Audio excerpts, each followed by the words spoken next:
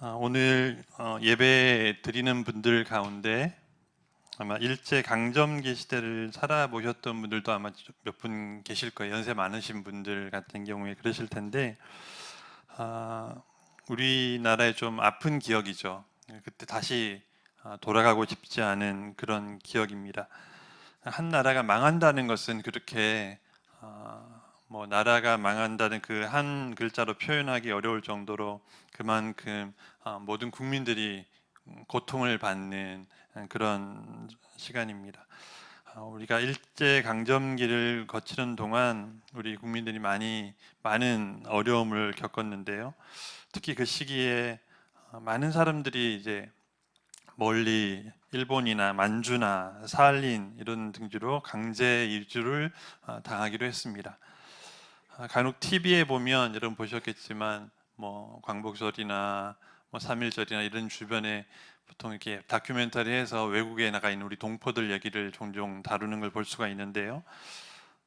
세월이 지났지만 아직도 돌아오지 못하고 있는 또 우리 고국을 기억하면서 또 그분들 중에 대부분은 다 돌아가셨지만 후손들이 또 부모님을 통해서 또 할아버지 할머니를 통해서 들었던 그런 이야기를 들으면서 그런 기억들을 얘기하는 걸 볼 수 있는데 최근에 그걸 본 적이 있어요. 몇 년 됐는데 사할린에도 우리 동포들이 많이 살고 계신데 이렇게 광복이 되면서 돌아와야 되는데 돌아오지 못하는 그런 상황이 되어버렸어요. 그러니까 어디에서 책임을 지지 못하는 상황이 되면서 국적은 이미 이제 애매한 상황이 되어버렸고 그렇게 오랜 세월을 지나다가 최근에 몇 년 전에 특별법이 제정돼서 사할린 동포를 위한 특별법 이래서 돌아올 수 있는 사람들 많이 돌아올 수 있도록 그런 뉴스를 본 적이 있습니다.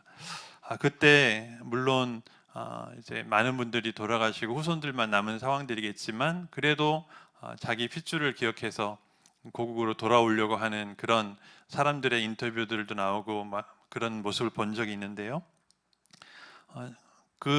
그때부터 지금까지 보니까 딱 한 70년 정도 됐더라고요.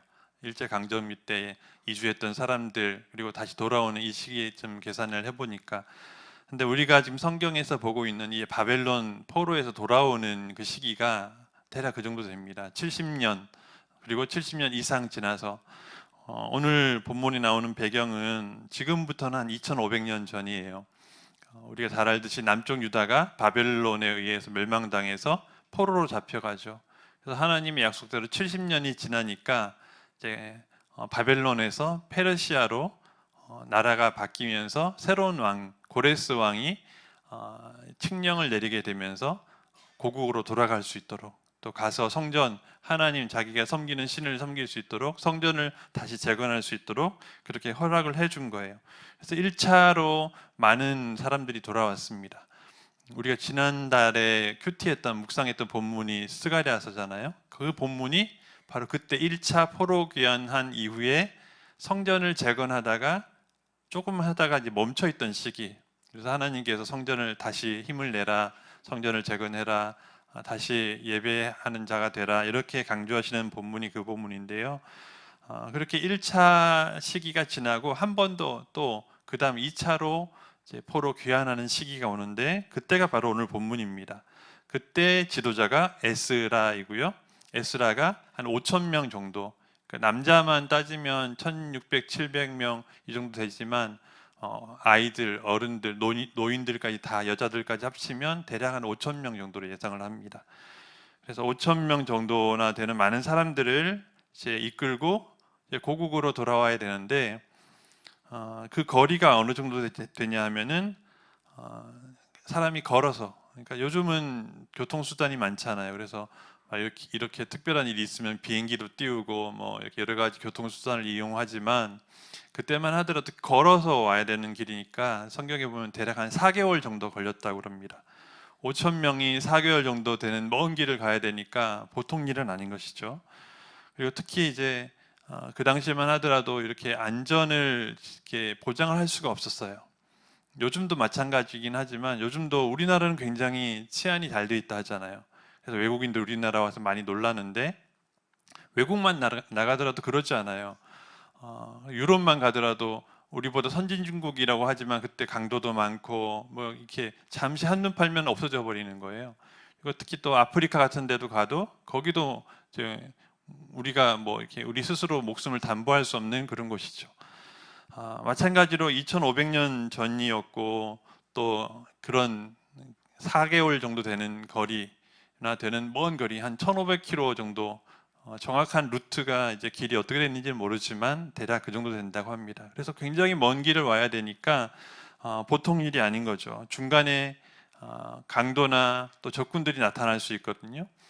오늘 본문 배경을 보면 이제 고국으로 돌아오면서 굉장히 많은 보물을 들고 왔다고 합니다. 그래서 이렇게 정확하게는 아니지만 그래도 성경에 있는 기록들을 보면 금이 100달란트, 그리고 또 은이나 은그릇이나 이런 은 관련된 것이 한 750달란트. 달란트 하니까 딱 안 와닿잖아요. 이걸 대략 환산을 해보면 한 4천억 원 정도 되는 큰 걸 들고 와야 되는 거예요. 요즘은 어떻게 합니까? 송금하면 되잖아요. 안전하게 송금 딱 해놓으면 안전하게 올 수 있지만 그때는 다 가지고 와야 되는 거예요. 짐 보따리 속에 넣어와야 되는데, 그러니까 4개월 동안 오는 동안 한시라도 마음을 놓을 수가 없죠. 이 소문을 들은 사람들이, 강도들이 또 적군들이 얼마나 노리고 있을까요? 그래서 이제 유대인들에게는 이제 먼 길을 가야 되니까, 특히 에스라는 지도자니까 얼마나 마음이 부담이 되겠습니까? 보호해줄 군사가 필요하거든요. 그래서 이제 에스라가 할 수 있는 방법이 여러 가지 있을 수 있는데 그 중에 하나가 뭐냐면 그 당시 왕이 아닥사스다 왕이거든요. 그러니까 아닥사스다 왕한테 부탁할 수도 있겠죠. 왜냐하면 에스라가 이렇게 고국으로 갈 수 있게 된 이유도 이 아닥사스다 왕이 은혜를 베풀어서 그러거든요. 그래서 왕한테 부탁할 수 있겠죠. 왕이시여, 이렇게 저희들이 고국으로 돌아갈 수 있게 해준 것만으로 너무 감사한데 한 가지만 더 부탁드려도 될까요? 돌려보내주시는 김에 군사도 좀 붙여가지고 해주시면 너무 감사하겠습니다 라고 하면 이렇게 말할 수 있겠죠. 왜냐하면 이 배경을 보면 하나님께서 은혜를 베푸셨기 때문에 어쨌든 에스라가 이 아닥사스다 왕의 은혜를 입어서 고국으로 돌아갈 수 있게 된 거니까 물론 그렇게 할 수 있겠지만 오늘 본문을 보면 한 가지 문제가 있습니다. 왜냐하면 에스라가 예전에, 그러니까 이전에 아닥사스다 왕 앞에 갔을 때 한 가지 얘기한 게 있어요. 그게 뭐냐면 22절에 나오는데요. 22절 말씀을 다 같이 한번 다시 읽어보겠습니다. 시작. 이는 우리가 전에 왕에게 아뢰기를 우리 하나님의 손은 자기를 찾는 모든 자에게 선을 베푸시고 자기를 배반하는 모든 자에게는 권능과 진노를 내리신다 하였으므로 길에서 적군을 막고 우리를 도울 보병과 마병을 왕에게 구하기를 부끄러워하였습니다. 아멘. 이게 무슨 말씀이죠? 에스라가 아닥사스다 왕한테 그러니까 자기가 믿는 하나님, 여호와 하나님에 대해서 자랑했다는 거죠. 우리 하나님은 이런 하나님이십니다. 우리 하나님은 자기를 찾는 모든 사람에게 좋은 선을 베푸시고 좋은 것을 베풀어 주시는 분이시고 또 자기를 찾는 자들에게 구하는 대로 모든 것을 주시는 능력이 있는 분이십니다. 이런 자랑을 했다는 거예요. 하나님에 대해서 이렇게 아닥사스다 왕한테 자랑을 한 거죠. 이렇게 실컷 하나님에 대해서 이런 하나님이 우리가 섬기는 이런 하나님인데 우리는 지금 이런 하나님을 섬기러 고국으로 갑니다 라고 다 얘기를 해놨는데 왕에게 구하기가 부끄러운 거죠. 너희들이 섬기는 하나님을 섬기기 위해서 그렇게 먼 길을 가는데 그것도 못 지켜줄 하나님이면 그거 뭐하러 가냐, 이렇게 비웃을 받을 게 뻔하기 때문이죠. 그래서 하나님이 어떤 분이라는 것을 이미 말했고 또 에스라 자신도 하나님이 어떤 분이라는 걸 알고 있었기 때문에 차마 왕에게 군대를 요청하지 못한 거죠. 우리도 이런 상황이 있을 수 있습니다. 만약 우리가 이런 상황이었다면 어떻게 했을까? 만약 우리가 에스라 같은 입장이었으면 뭐 이럴 수 있죠. 체면이 대수냐, 실리를 챙겨야지.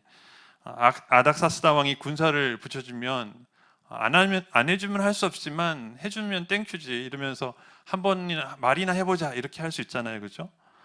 요즘 여러분 우크라이나 러시아 전쟁 한번 보십시오.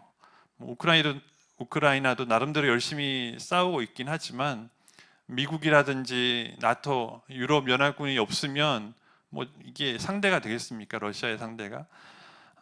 그래서 이렇게 옆에서 누가 도와주는 군대가 있다는 것은 큰 힘이 되는 것인데, 에스라는 지금 그것을 내려놓은 거죠. 왕에게 부탁을 할 수도 있지만 그러면 우리 하나님에 대한 믿음을 지키지 못하는 거다, 이런 생각을 한 거죠. 그럼 우리도 여러분 신앙생활 하면서 또 전도하면서 우리가 믿는 하나님에 대해서 많이 말씀을 하시잖아요. 우리가 믿는 하나님이 이런 하나님이야, 너무 좋은 분이야, 기도에 응답하시는 분이야. 또 우리 안 믿는 남편이나 자녀나 배우자에게도 그런 표현들 쓰잖아요. 근데 막상 어려운 일이 생기거나 힘든 일이 생길 때 우리는 어떻게 하는가? 어떻게 하고 있습니까? 과연 그 하나님께 기도하고 매달리고 그 능력의 하나님께 간구하고 있는가? 아니면 사람을 의지하고 있는 모습을 우리 주변에 보이고 있지는 않은가? 우리가 한번 돌아보면 좋겠습니다.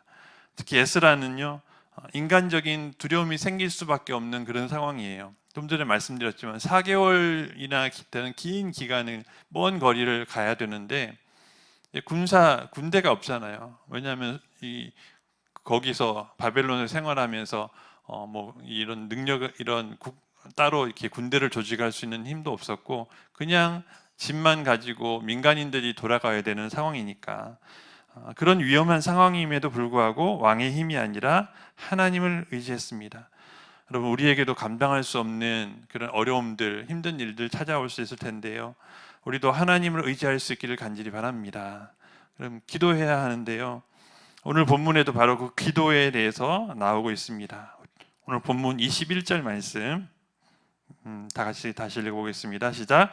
그때에 내가 아하와 강가에서 금식을 선포하고 우리 하나님 앞에서 스스로 겸비하여 우리와 우리 어린 아이와 모든 소유를 위하여 평탄한 길을 그에게 간구하였으니. 아멘. 여기 보니까 에스라가 아하와 강가에서 특별 성회를 열었습니다. 그러니까 에스라 혼자서 기도할 상황이 아닌 거죠. 함께 기도해야 될 상황인 거예요. 왜냐하면 지금 개인의 문제가 아니잖아요. 만약 가다가 죽으면 혼자 죽습니까? 아니죠. 다 같이 위험에 있는 거예요. 돌아가는 그 5천 명이나 되는 그 많은 사람들이 함께 위험에 처해 있는 겁니다. 그러니까 민족적으로도 중요한 때에 함께 기도해야 되는 거죠. 물론 여러분 뭐 성경에 보면 엘리야처럼 혼자서 이런 많은 사람들을 상대하는 경우도 있지만, 기도하는 경우도 있지만, 합심해서 하는 기도가 큰 힘이 있습니다. 민족적으로 중요한 때 함께 기도해야 되고, 또 그 기도를 통해서, 그러면 에스라가 만약에 이렇게 생각해 보십시오. 에스라가 혼자서 막 열심히 기도해서 뭐 응답을 받았어요. 나머지 5천 명이나 되는 사람들은 그것이 하나님이 하신 일인지 사람이 한 일인지 우연히 생긴 일인지 알 수가 없는 거죠. 그러니까 에스라가 혼자 기도하는 것도 중요하지만 함께하는 기도가 그만큼 중요한 거예요. 응답하시는 하나님을 함께 경험하는 거죠. 함께 믿음의 그런 공동체가 되는 거예요. 그래서 오늘 본문에 보니까 에스라는 금식을 선포했다 했습니다. 금식에 대해서 우리 잘 알고 있는데, 금식은 여러분 단순히 음식을 끊는 게 아니죠.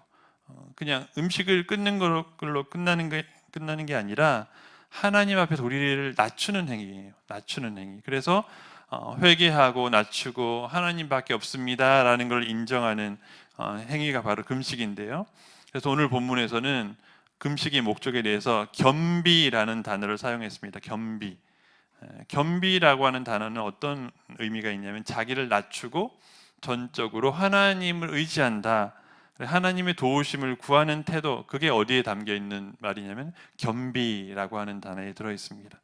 금식도 중요하지만 금식 속에 담겨 있는 겸비라고 하는 그 단어에 우리가 마음을 집중해야 되는 거죠.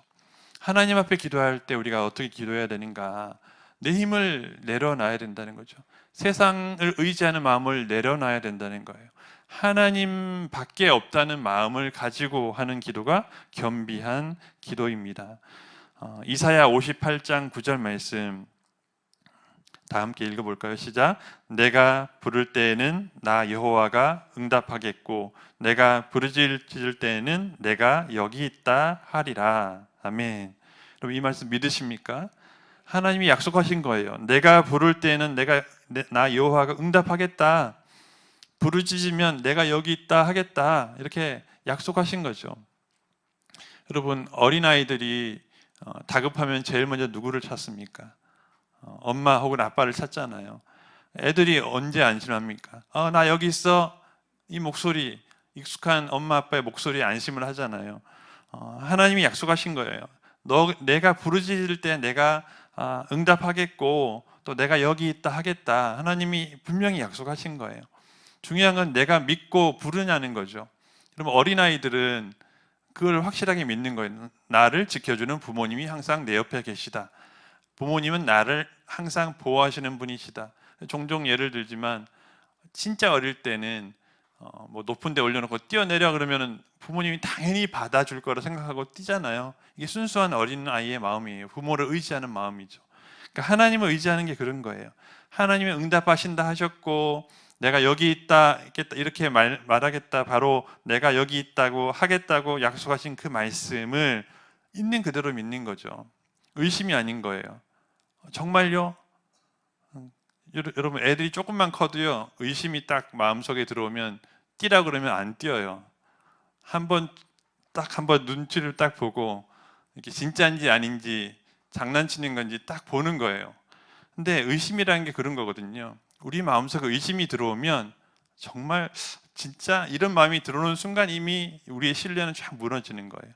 하나님이 분명히 나 여호와가 응답하겠고 부르짖을 때는 내가 여기 있다 할 거야 라고 하셨지만 우리 마음속에는 의심이 자꾸 찾아오니까 이걸 확실하게 붙잡지 못하는 거죠. 응답하겠다고 약속하신 그 하나님의 약속을 믿고 기도할 수 있는 여러분 되시기를 간절히 바랍니다. 우리도 인생의 중요한 전환점에서 오늘 이 아하와 강가에서 같은 그런 금식하는 기도, 또 함께 모여서 합심하는 기도의 자리를 반드시 가져야 하는데요. 하나님께 엎드려서 간구함으로 우리의 길을 찾고 문제를 해결해야 됩니다. 잠언 3장 6절 말씀, 너는 범사에 그를 인정하라. 그리하면 내 길을 지도하시리라. 아멘. 그 범사에 하나님을 인정하는 게 뭐예요? 하나님을 인정한다는 것은 나의 모든 일은 하나님을 통해서 이루어진다. 그러니까 하나님께 기도하면 나의 모든 범사의 모든 일들을 하나님이 지도해 주신다, 인도해 주신다, 이 믿음을 가진 거죠. 우리의 앞날이 불확실하고 또 세상은 위태롭고 이런 상황에 우리의 길은 전적으로 하나님의 손에 달려있는 줄 믿습니다. 그래서 올 한 해 벌써 많이 지났잖아요. 9월이나 됐습니다. 이제 몇 개월 남지 않았어요. 남아있는 한 4개월 정도 되는 짧은 시간 한 해를 잘 마무리하고 또 남아있는 문제들도 많이 있고요. 올해뿐만 아니라 우리의 남은 생애를 위해서도 기도해야 됩니다. 하나님께 맡기고 또 기도로 살아가는 여러분 되시기를 간절히 바랍니다. 오늘 본문에 계속 보니까 이처럼 에스라는 동족과 함께 기도했습니다. 하나님께서 지켜주시지 않으면 돌아갈 수 없는 길이니까 하나님께 보호해 달라고 기도한 거죠. 하나님이 분명히 도우실 것이라고 하는 믿음으로 금식하면서 기도했습니다. 결과는 어땠습니까? 23절 말씀 다 같이 한번 읽어보겠습니다. 시작. 그러므로 우리가 이를 위하여 금식하며 우리 하나님께 간구하였더니 그의 응낙하심을 입었느니라. 아멘. 응낙하심을 입었다. 어려운 발음이 좀 어렵잖아요. 응낙하심을 입었다. 그냥 응답하셨다라는 단어를 쓸 수도 있지만 여기는 응낙하셨다 했습니다. 응낙하심을 입었다. 즉 하나님께서 기도를 들으시고 응답하셨다고 고백하고 있는 거예요. 기도한 것에 대해서 응답을 하시는데 허락을 하셨다는 거죠. 그렇게 해줄게 라고 하셨다는 거죠. 그러니까 여기 보면은 응낙하셨다는 것은 응답이라는 것과 같은 의미이긴 하지만 조금 다른 의미예요. 뭐냐면 기도를 하고 응답이라는 거 뭐냐면 무슨 기도를 했을까요? 가는 동안 지켜줄게, 보호해줄게 이거잖아요. 근데 응답은 언제 나타나는 거예요? 나중에 가는 동안 실제로 지켜주셨냐 아니냐를 봐야 응답이 나오는 거잖아요. 근데 응낙하셨다는, 허락하셨다, 그렇게 해줄게, 여러분 이게 응답인 거예요. 무슨 말인지 이해가 잘 안 되세요? 그러니까 우리가 기도하는 순간 하나님께서 나의 기도에 응답하실 거라고 약속하시는 그 순간이 이미 응답인 거예요. 그래서 우리는 어떻게 하는 거예요? 하나님이 그렇게 응답하실 줄 믿고 감사함으로 기도하는 거죠. 이게 믿음의 기도라는 거죠. 물론 결과는 나중에 실제로 그렇게 됩니다. 31절 말씀 볼까요? 31절 말씀에 보니까 첫째 달 12일에 우리가 아하와 강을 떠나 예루살렘으로 갈새 우리 하나님의 손이 우리를 도우사 대적과 길에 매복한 자의 손에서 건지신지라. 아멘. 여러분 실제로 이렇게 하셨어요. 실제로 4개월 되는 긴 시간 동안 먼 길을 가는 동안 지켜주셨고 대적의 손에서 매복한 자의 손에서 건져주셨다 했습니다. 응답하셨어요. 그리고 또 그 응답이 이미 기도하는 순간 일어난 줄 믿습니다. 우리의 기도의 응답은 이런 거예요. 하나님이 허락하시는 순간 이미 응답한 거예요. 사람이 하는 것과 다르죠. 사람이 이렇게 말할 수 있죠. 도와줄게. 할 수 있습니다. 얼마든지 말로 하는 거 누가 못해요. 도와줄게. 나만 믿어. 할 수 있어요. 근데 여러분 우리가 그렇게 누군가 말한다고 100% 믿을 수 있습니까? 없잖아요. 사람이라는 건 그런 거예요. 내가 해주고 싶어도 능력이 안 되면 못하는 거예요. 아무리 마음이 있어도요. 환경을 사람이 바꿀 수가 없어요. 근데 하나님이 하시면 하나님이 허락하셨다는 그 한마디가 응답하셨다는 거하고 같은 거예요. 응낙하셨다, 응답하셨다. 이건 하나님의 그런 세계에서는 같은 거죠. 하나님이 우리의 기도를 들으신다는 것 자체가 응답하신 것인 줄 믿으시길 바랍니다. 여러분, 기도하는 순간 우리의 기도는 응답된 거예요. 물론 그 기도의 응답의 방향은 우리가 생각하고 기대하는 것과 다를 수 있습니다. 나는 A를 원했지만 하나님은 아니야, B가 더 좋아 라고 응답하실 수도 있어요. 그러니까 우리의 기도의 응답의 방향이 다를 수는 있지만 하나님이 응답하신다는 것은 달라지지 않는다는 거죠. 하나님은 우리의 기도에 실제적으로 응답하시는 분인 줄 믿으시길 바랍니다. 실제로 대적의 손에서 매복한 자들 강도의 손에서 건지셨다 했어요. 보호해 주시고 건져 주시고 지켜 주시고 다 해 주셨어요. 우리에게도 마찬가지라는 거죠. 우리의 기도에도 하나님께서 응답하시는데 그럼 어떻게 응답하시는가? 첫째로 하나님 우리를 보호해 주는 분인 줄 믿으시길 바랍니다. 예상치 못한 사고, 사건들, 질병들, 재난들, 위기들, 여러분 얼마나 많은 일들이 일어납니까? 우리가 알지 못하는, 그러니까 우리가 이렇게 의식하지 않은 많은 일들로부터도 이미 하나님은 우리를 보호하고 계신 거예요. 대표적으로 여러분 출애굽했던 이스라엘 백성들 기억하시죠? 그 이스라엘 백성들이 정말 힘들다고 불평을 했지만 길이 험하다고 길이 요즘처럼 도로가 포장된 게 아니잖아요. 먹을 것도 넉넉하지 않고 그래서 막 불평, 불만, 원망을 했지만 사실 그게 하나님이 함께 하신 게 아닌 것인가? 아니죠. 하나님이 함께 하셨어요. 어떻게 나타납니까? 민수기 21장 6절 말씀에 보니까 이렇게 돼 있어요. 여호와께서 불뱀들을 백성 중에 보내어 백성을 물게 하심으로 이스라엘 백성 중에 죽은 자가 많은지라. 아멘.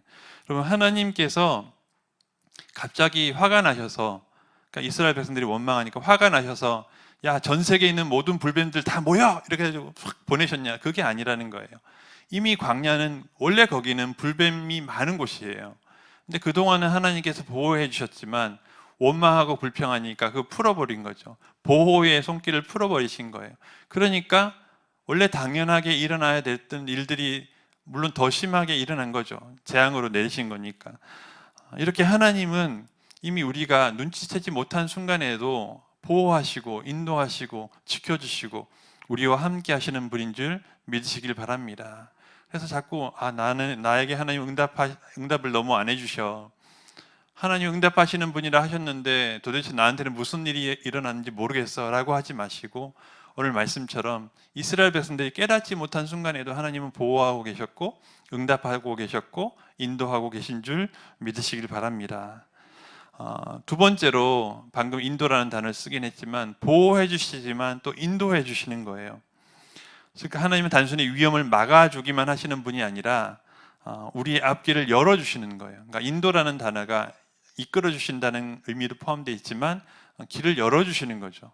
또 문제를 해결해 주시는 거죠. 다 이제 하나에 넣어서 지금 설명을 드리겠습니다. 이사야 45장 2절 말씀 다 같이 읽어보겠습니다. 시작.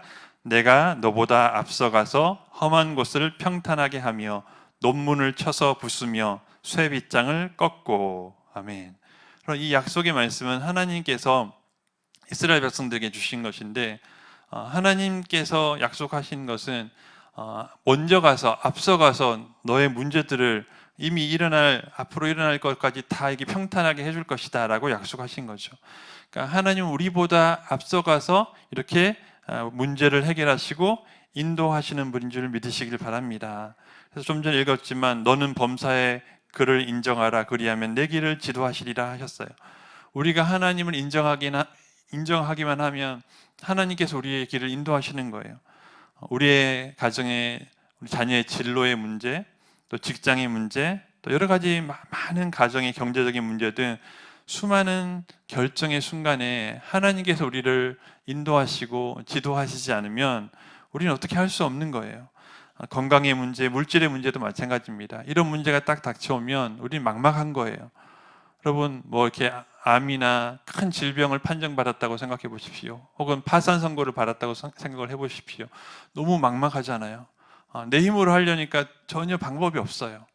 근데 하나님께서 우리를 인도하신다는 것은 문제도 해결해 주시고, 쇠빗장, 논문을 쳐서 부수고 쇠빗장을 꺾어버리시고, 이런 문제, 가로막는 문제들은 이렇게 하나님이 부수시고 해결해 주신다는 거예요.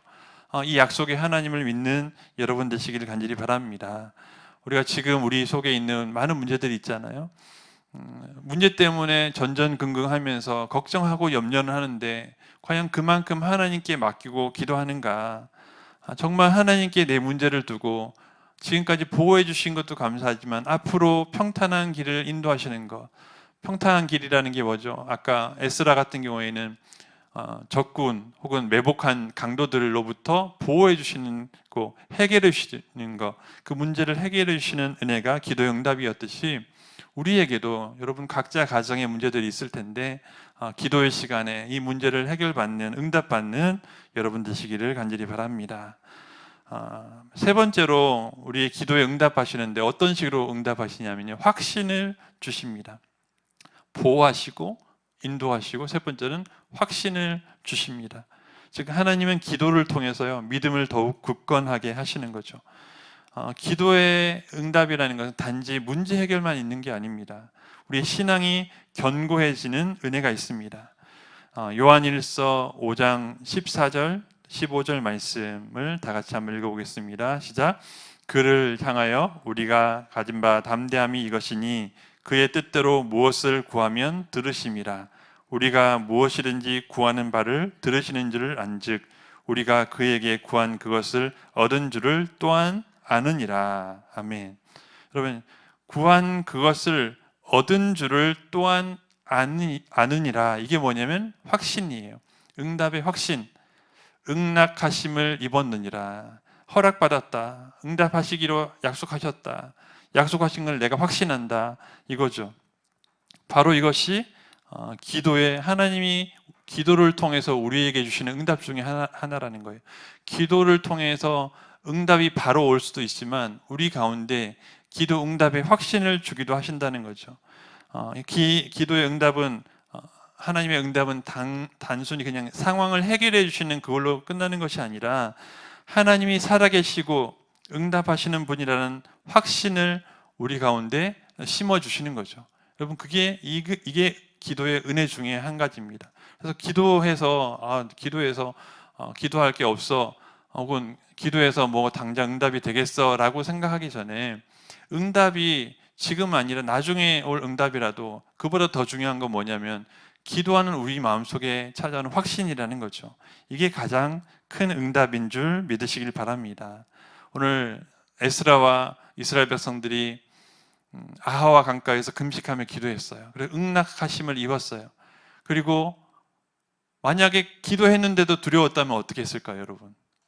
찜찜해. 뭔가 좀 하나님이 응답하실지 아닐지 잘 모르겠어. 그럼 어떻게 할까요? 한 번 더 왕에게 가서 늦었지만 한 번 더 부탁해 볼까? 여러분, 이게 인간의 마음이거든요. 불안함이 이렇게 되는 거예요. 여러분 기도하고 어떻게 합니까? 물론 여러분 오해는 하지 마세요. 기도하니까 뭐 병원을 안 가도 돼 이런 의미가 아니고요. 기도했을 때 우리 마음속에 응답하시는 하나님에 대한 확신이 있는가에 대한 문제라는 거예요.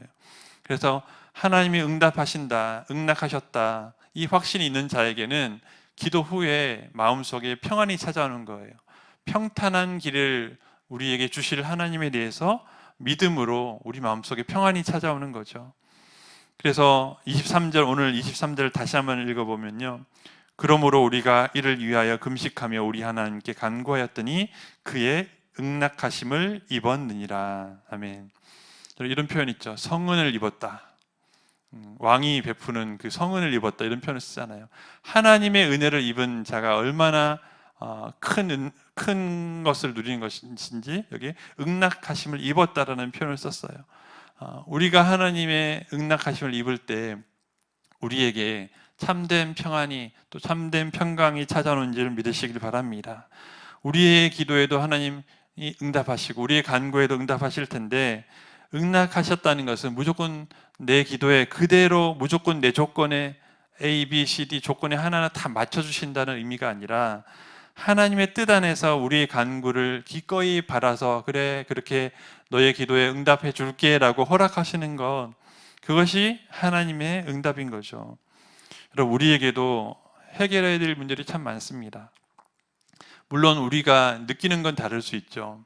어떤 분들은 이거 하나부터 열까지 다 하나님이 해결해 주셔야 될 문제라고 생각하는 사람도 있고, 어떤 사람은요 진짜 죽기 직전 가서 이제 하나님께 매달려 봐야지 이런 사람이 있을 수 있어요. 물론 우리가 기도한다는 의미가 뭐 하나하나 하나님 제가 첫 번째 발을 내디딜까요? 오른쪽으로 틀까요? 이거를 다 묻는 게 기도는 아니지만 그 기도 속에 우리의 모든 게 포함되어 있는 거예요. 내가 하나님께 기도하고 하나님의 인도를 받는다는 것은 이미 우리가 하나님 안에 있기 때문에 하나님이 나의 작은 발걸음까지도 다 함께 하시고 인도하신다는 믿음 가운데 정말 큰 문제가 있을 때, 선택해야 될 순간이 있을 때, 중요한 문제가 있을 때 무조건 하나님께 먼저 아뢰고 묻고 하나님의 뜻을 구하는 것, 그것이 기도인데요. 오늘 우리에게 도움이 필요할 때 물론 친구나 돈 많은 친구나 혹은 가족의 다른 가족들이나 친지나 다른 능력 있는 사람들에게 도움을 구할 수도 있겠지만 또 그 사람들이 어느 부분, 일정 부분은 도와줄 수도 있어요. 하지만 인간의 힘은 우리가 믿을 수가 없는 거거든요. 한계가 있고 다 해줄 수가 없어요. 물론 해줄 수 있다 할지라도 우리는 먼저 하나님 앞에 엎드려야 하는 줄 믿으시길 바랍니다. 언제까지 사람의 도움만 구하고 언제까지 세상 방식으로만 문제를 해결하려고 하겠습니까? 그렇게 되면요 하나님은 점점 멀어지고요 정말 기도해야 될 때가 와도 기도 안 하게 되는 거예요. 근데 작은 것부터 기도하는 사람은요 정말 큰 문제가 닥쳤을 때 더 간절하게 매달릴 수가 있는 것입니다. 기도를 멈추고 또 기도를 쉬고 또 기도하지 않는 게 습관화되면 나중에 큰 문제가 닥치면 기도해야지 이게 아니라 절망하게 되는 거예요. 절망부터 하는 거예요. 하나님을 떠올리기보다 기도할 하나님을 떠올리기보다 절망부터 하고 염려부터 하고 걱정부터 하고 결국은 그러다가 기도할 힘조차 없어지는 그런 자리까지 가게 되는 거죠. 여러분 물론 하나님께서요 사람을 통해서 우리에게 역사하십니다. 좀 전에 서두에 말씀드렸지만 아닥사스다 왕이니까 능력이 있는 사람이니까 에스라한테 잘 대해줘서 에스라에게 아닥사스다 왕이 은혜를 베푼 것이긴 하지만 그 뒤에는 하나님의 섭리가, 하나님의 은혜가 더 그 뒤에 있는 거예요. 즉 하나님이 사람을 사용하시는 건 맞아요.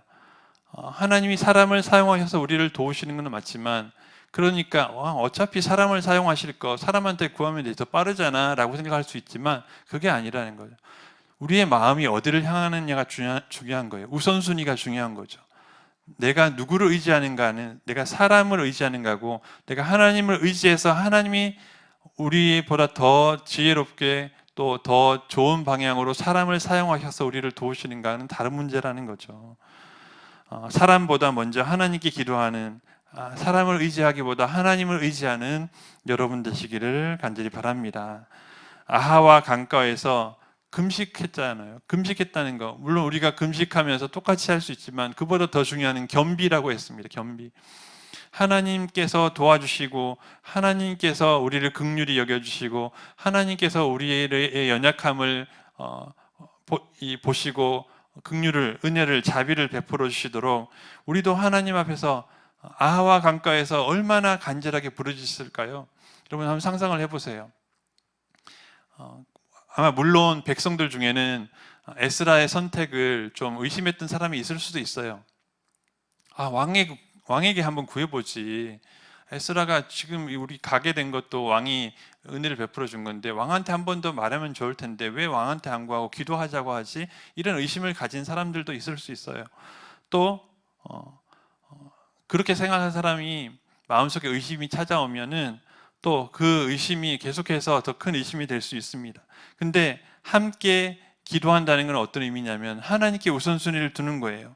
하나님께서 자기를 찾고 구하는 자들에게 선을 베푸신다, 은혜를 베푸신다, 또 길을 열어주신다, 평탄하게 하신다. 이 믿음을 가지고 함께 기도할 때, 온 힘을 다해 기도할 때 여러분 그냥 아무렇지 않게 기도했을까요? 아하와 강가에서 금식하면서 기도하는 거는요, 금식을 해보면 진짜 기도에 집중할 수 있게 되는 거예요. 그러니까 그냥 대충 기도할 수 없는 거죠. 금식하면서 그냥 대충 기도한다는 게 자동으로 안 되는 거예요.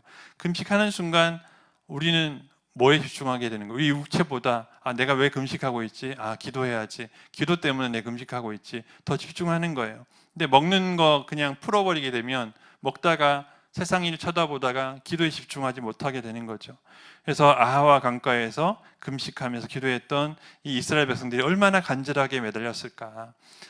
처음에는 의심했던 그 사람들 한 사람 한 사람조차도 얼마나 간절하게 함께 매달렸을까. 왜? 어차피 에스라가 왕한테 구하지 않을 거예요. 우리는 다른 길이 없는 거예요. 하나님밖에 없는 거죠. 간절하게 매달리는 거죠. 다시 한번 오늘 본문 22절 읽어보도록 하겠습니다. 22절 보시면 왕에게 어떻게 말했습니까? 우리 하나님의 손은 자기를 찾는 모든 자에게 선을 베푸시고 자기를 배반하는 모든 자에게는 권능과 진노를 내리신다 하였으므로. 아멘. 히브리서 11장 6절 말씀 이렇게 되어 있습니다. 믿음이 없이는 하나님을 기쁘시게 하지 못하나니 하나님께 나아가는 자는 반드시 그가 계신 것과 또한 그가 자기를 찾는 자들에게 상 주시는 이심을 믿어야 할지니라. 아멘. 자기를 찾는 자들에게 상 베푸시는 즉 응답하시는 분, 좋은 것을 주시는 분을 믿는 자들을 하나님께서 기뻐하신다는 거예요. 이런 자들을 기뻐하시면서 더 응답하시고 더 좋은 것을 주신다는 거예요. 이게 바로 하나님은 자기를 찾는 자를 외면하지 않으신다는 약속의 말씀입니다. 자기를 찾는 자들에게 필요한 것을 주시는 거죠. 여러분 이번 주 금요 기도회부터 영적 각성 기도 주간이 시작됩니다. 하나님은 분명히 우리를 외면하지 않으실 거예요. 기도하는 자들, 또 엎드리는 자들, 하나님을 찾고 구하는 자들에게 하나님이 응답하실 줄 믿습니다. 응낙하실 줄 믿습니다. 자녀 문제, 건강 문제, 또 여러 가지 재정적인, 물질적인 압박 속에서 사람이나 또 세상의 제도에, 물론 우리가 사람이 세상의 제도를 통해서 많은 걸 할 수 있겠지만 그보다 먼저 하나님께 의지해서 하나님께 기도로 나아가시기를 간절히 바랍니다. 우리나라도 마찬가지인데요. 경제적인 위기, 도덕적인 혼란들, 국가의 위기, 세계 정세 가운데 우리나라가 너무 어려운 가운데 있는데 이 불확실한 시대를 위해서도 함께 기도해야 되고요. 또 마지막으로 정말 가장 중요한 우리 교회의 부흥과 또 회복을 위해서도 함께 기도하는 시간이 되시기를 간절히 바랍니다. 정말 이번 영적 각성 기도 주간 기도하면서 이 아하와 강가에서 금식하면서 정말 울면서 부르짖었던 그 에스라와 이스라엘 백성들, 유대인들의 기도를 생각하시면서 우리도 영적 각성 기도 주간에 함께 모여서 응낙하시는 하나님을 경험하는 귀한 시간 되시기를 간절히 바랍니다. 그래서 어려움과 또 아픔과 또 해결해야 될 여러 가지 우리 가운데 있는 많은 문제들이 있는데 그런 필요한 것들을 하나님께 아뢰고 기도해서 이 자리에 계신 여러분 한 분도 빠짐없이 다 기도에 응답받고 또 하나님의 응낙하심을 입는 그런 여러분 되시기를 예수님의 이름으로 축원합니다. 기도하겠습니다. 하나님 아버지 은혜를 감사합니다. 오늘 주신 약속의 말씀처럼 하나님께 나오는 자를 하나님 외면하지 않으시고 그 기도에 응답하시는 분인 줄 믿습니다. 이번 영적 각성 기도 주간이 그렇게 하나님께 응답받는, 또 하나님의 응낙하심을 입는 그런 귀한 시간이 되기를 원하고, 또 우리 가족들, 셀 식구들, 모든 교구 식구들 함께 모여서 함께 기도하며 합심 기도하는 귀한 은혜의 시간 되기를 간절히 원합니다. 예수님의 이름으로 기도합나이다. 아멘.